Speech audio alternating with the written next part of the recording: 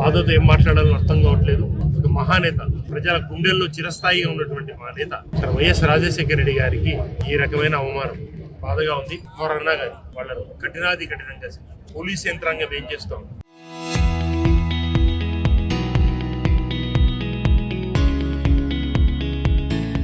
ఈ రకంగా జరుగుతూ ఉంటే ఒక వ్యక్తి స్టాచ్యూ ఎక్కి ఇంత అమానుషంగా చేస్తూ ఉంటే ఏం చేస్తూ ఉంటారు? ఇటువంటి సెంటర్లో ఈ రకంగా చేస్తూ ఉంటే ఏం చేస్తూ ఉన్నారు?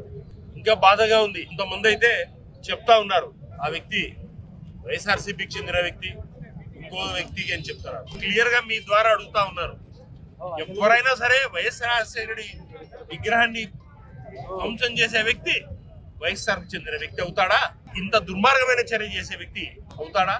పాత ఫోటోలు ఆ ఫోటోలు చేసుకుంటా పోతా ఉన్నారు.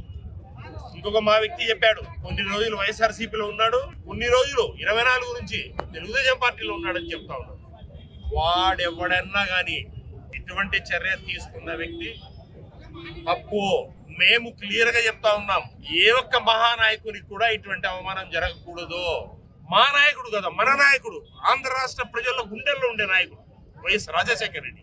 ఆయనకి ఈ రకంగా చేయడం అంటే మేము తీవ్రంగా ఖండిస్తా ఉన్నాము.